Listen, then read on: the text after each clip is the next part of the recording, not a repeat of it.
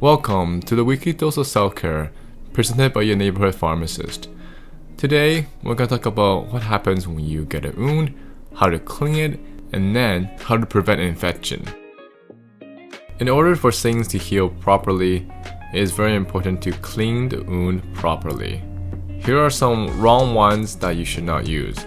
Some people might think about using hydrogen peroxide, but it actually slows down wound healing by irritation of the skin.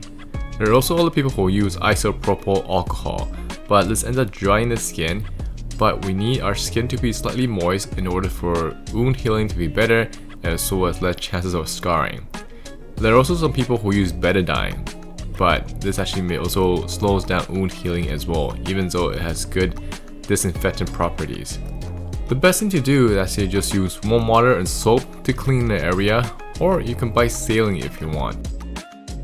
Before you take care of the wound on your own, it's very important to make sure that you don't have any concerning signs. One thing is that if the wound is greater than 2 centimeters, then you need to go see the doctor, because you might need sutures to sew the skin back together so it'll heal more properly with less chances of scarring. Or let's say if your bleeding is greater than 10 minutes, or there is no scabbing or improvement after 1 week, or if the wound area becomes red and puffy and with some pain and discharge around the area, or if you get having a fever, or that the cut is so deep you see bones and muscles. Last thing is that if it's an animal bite, then you need to see the doctor for potential antibiotics. Using topical antibiotic, the one that you put onto your skin, may help with speeding up healing as well as preventing an infection. If you do decide to use a topical antibiotic and it's been greater than 2 weeks and things still have not healed, then make sure you go see the doctor then. When you go to the pharmacy, there are multiple polysporin antibiotics out there, so I'm going to teach you how to choose between the different ones. The first thing I'm going to teach you is telling you the difference between the cream and ointments.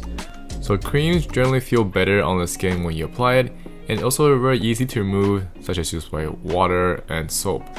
But for ointment wise, it might be a little more greasy and harder to remove. Sometimes you might need to use some alcohol swabs to remove the existing ones.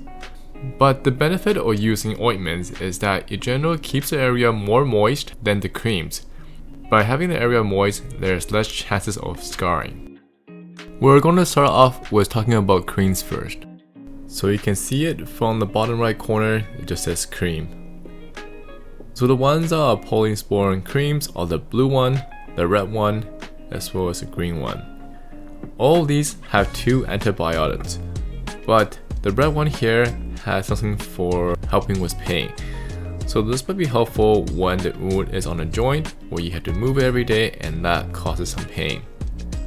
Now the difference between the blue one and the green one is that the green one said is marketed for kids, but the ingredients inside both are actually the same.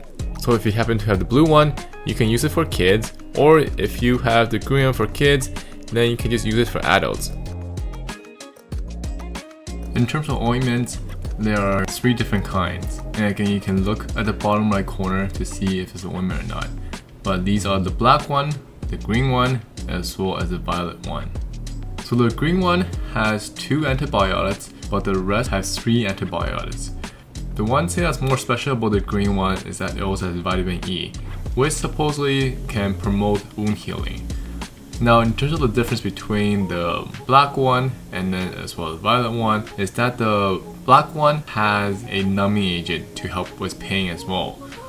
To make sure the wound doesn't scar, make sure you cut it close to the wound within 12 hours. As mentioned, if it's greater than 2 centimeters, make sure you see the doctor to close the wound properly. Next thing is that you want to make sure you keep the area moist just so that it will heal better. So one way to keep it moist is to apply some silicone gel or sheets, and this will hydrate the skin, and you do that for 3 to 6 months.